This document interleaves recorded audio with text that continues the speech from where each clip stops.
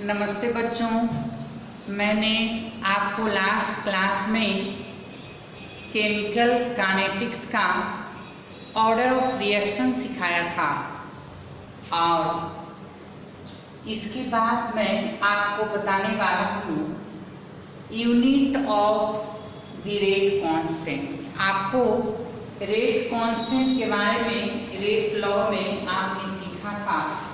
आज मैं आपको unit of the rate constant बताने वाला हूँ। रेट कांस्टेंट का यूनिट क्या होता है?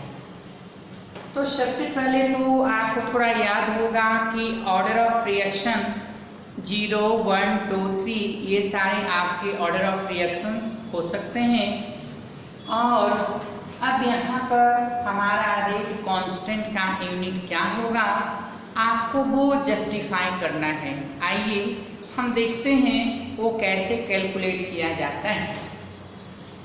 सबसे पहले हमने लिखा है late us consider a reaction. हमने एक रिएक्शन कंसीडर किया है। ये है हमारा रिएक्टेंट और ये है हमारा प्रोडक्ट। तो रेट का जब एक्सप्रेशन लिखेंगे तो लिखेंगे रेट कांस्टेंट और ये है रिएक्टेंट का concentration to the power n।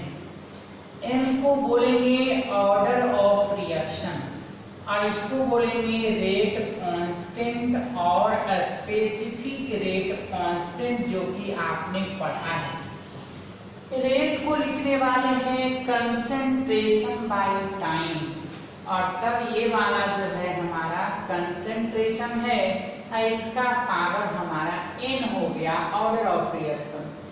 इस तरफ देखिए कंसंट्रेशन टू दी पावर 1 है, यहाँ n है, तो क्या हो जाएगा कि जब कैलकुलेट करेंगे तो concentration to the power 1 minus n और डिवाइडेड बाय टाइम। तो ये रेट कांस्टेंट को हमने इस रूप में लिखा।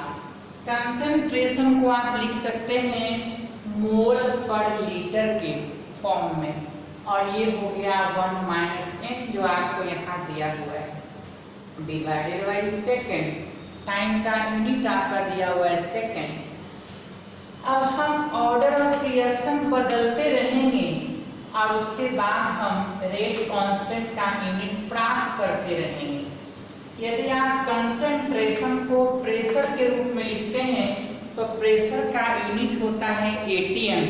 यहाँ एटीएम लिखेंगे और यहाँ 1 माइनस n लिखेंगे और नीचे आपका सेकेंड लिखा जाएगा। तो इनको ऑर्डर ऑफ रिएक्शन बोला जाता है। For the zeroth order of reaction n is equal to 0।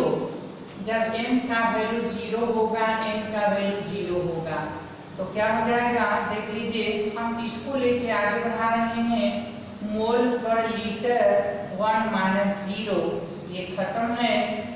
Mole litre inverse है, सेकेंड इनवर्स है।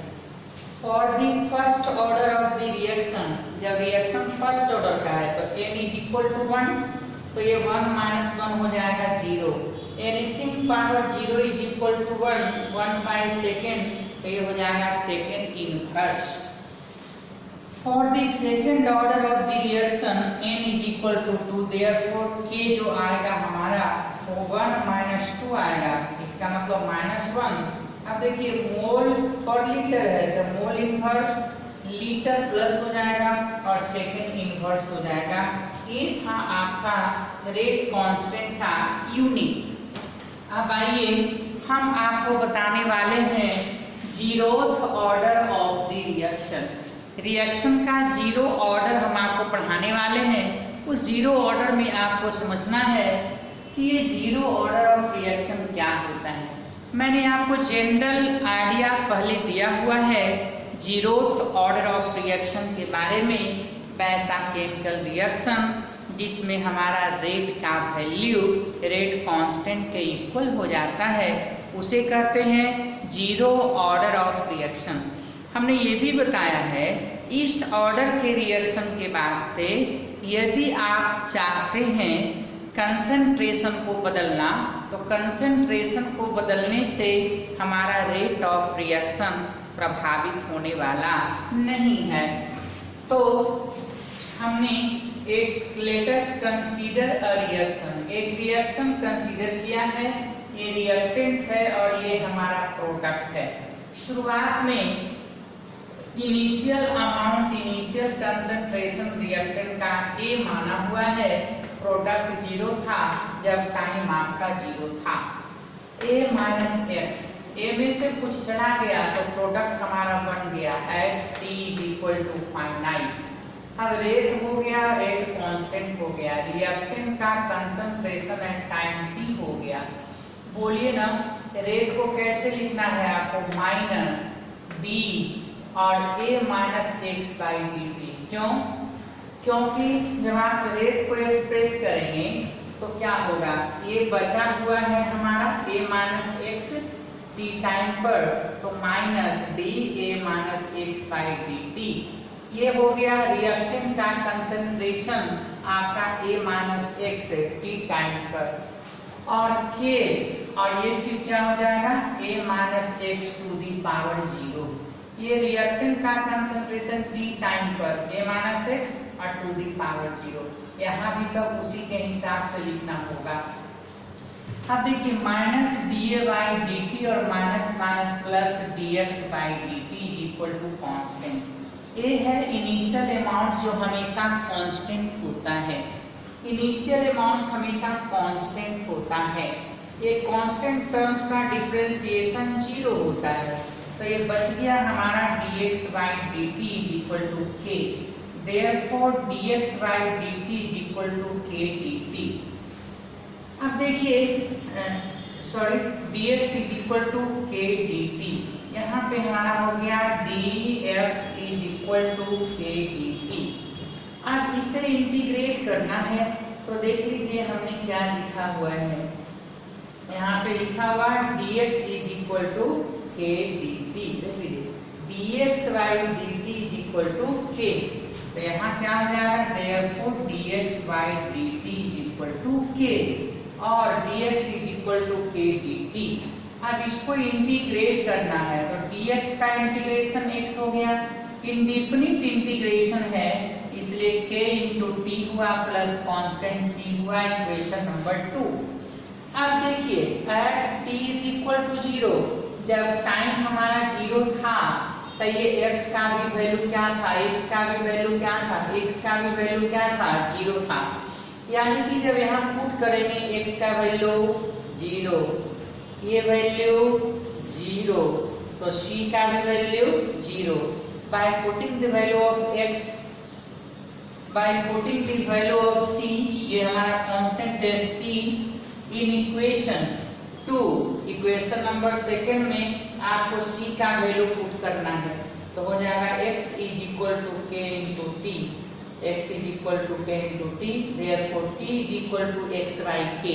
तो ये t का वैल्यू निकल के आ गया x डिवाइडेड बाई k। अब देखिए यहाँ पे हमने क्या बताया, ये जस्ट एक मैथमेटिक्स है जो आपको आगे बढ़ाना है। अब हम यहाँ पे एक्सप्रेशन लिख दिए हैं t is equal to x by k, time calculate करने का। Half life period t half हमें निकालना है 0 ऑर्डर ऑफ काइनेटिक्स के लिए। आपको पता होना चाहिए हाफ लाइफ क्या है, वो टाइम इंटरवल जिसमें आधा केमिकल क्या होता है, डिकम्पोज कर जाता है। कहेंगे half life period is the time interval during which half of the substance get decomposed। तो हमने लिखा है half life period represents the time interval during which half of the substance get decomposed or decayed or disintegrated। वो time interval जिसमें आधा chemical decompose कर जाता है उसे हाफ लाइफ पीरियड कहा जाता है। At t is equal to t half, x is equal to a by 2। तो हम जब t half लिखने जा रहे हैं तो x की जगह लिखेंगे a by 2 और k हो गया क्योंकि हमारा फॉर्मूला है t is equal to x by k, तो x की जगह हो जाएगा a by 2k, 2k constant है तो t half directly proportional to initial concentration के हो गया। Therefore, for the first order kinetics, the half life period is directly proportional to the initial concentration. अब आप लिखने जा रहे हैं directly proportional to the initial concentration. ये जो हाफ लाइफ पीरियड होता है जीरो ऑर्डर के लिए इनिशियल कंसंट्रेशन के डायरेक्टली प्रोपोर्शनल होता है, जो यहाँ मार्क किया हुआ है। अब आपको यहाँ पे समझाना है general expression for the half life period. कहता है half life period initial concentration से किस कदर रिलेटेड होता है, सारे ऑर्डर ऑफ रिएक्शंस के लिए यहाँ पे आपको बात करनी है। तो t half directly proportional to a to the power 1 minus n। याद रखेंगे इसको, where n is equal to order of the reaction. यदि टी हाफ जीरो ऑर्डर की बात करते हैं तो यहाँ n का वैल्यू जीरो, तो t half directly proportional to हो जाएगा a। अब यदि फर्स्ट ऑर्डर की बात करते हैं तो 1 minus 1 zero, a to the power zero independent हो गया। यदि 1 माइनस 2 लिखते हैं तो ये 1 बाई a हो गया। यदि 50th ऑर्डर का यदि पॉसिबल है तब क्या हो जाएगा 1 by a to the power 49।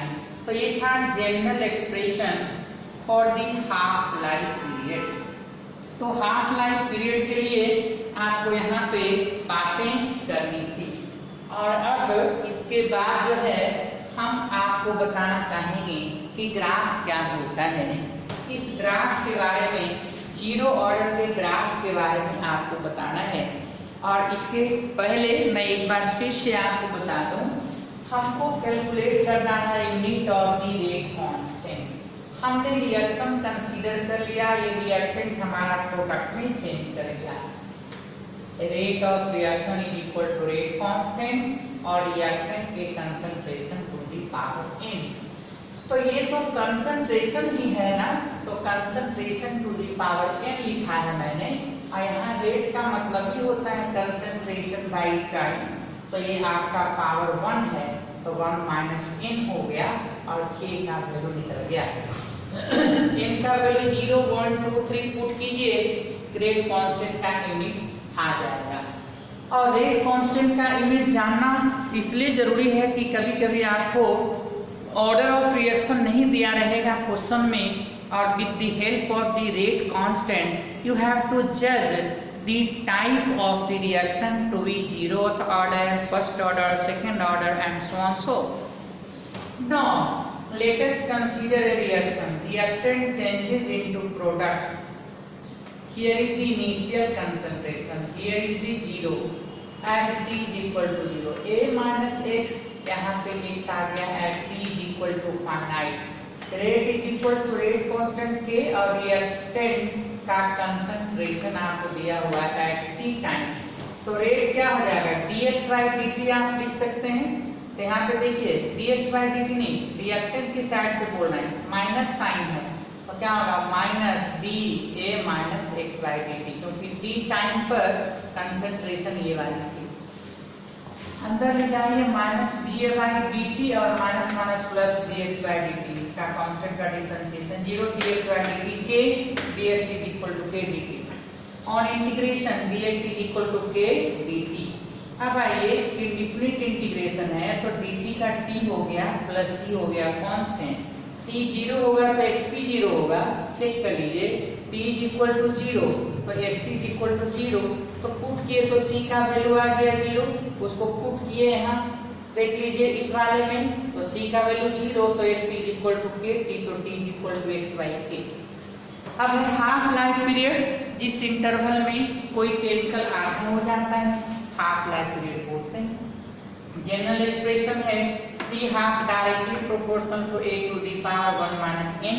आप ऑर्डर ऑफ रिएक्शन चेंज करते रहेंगे और आपको यहाँ पर जो है रिलेशन मिलते रहेगा। आइए अब हम आपको जीरो ऑर्डर का ग्राफ बताने वाले हैं। जीरो ऑर्डर का ग्राफ क्या होगा और किनके किनके बीच आपको ग्राफ सीखना है, जरा ध्यान से देखिए। T half versus A।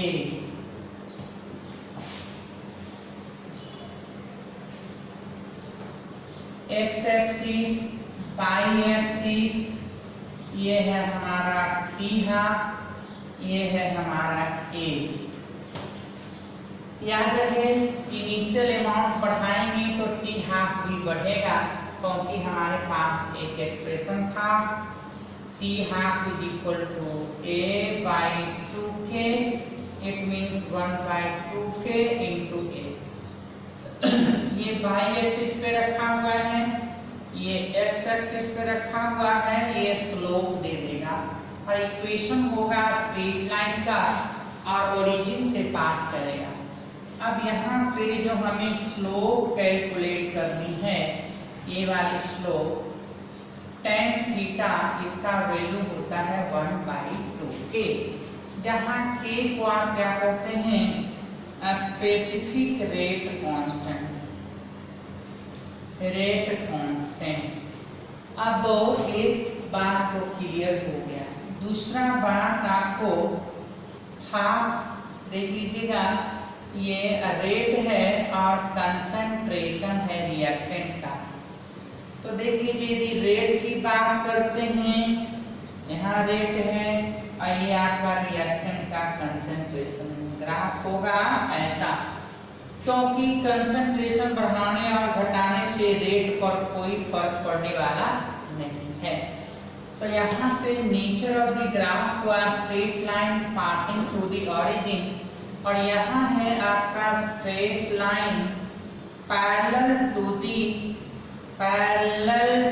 The x axis. यहाँ एक्स एक्सिस पे कंसंट्रेशन को, रिएक्टेंट के कंसंट्रेशन को रखा गया है।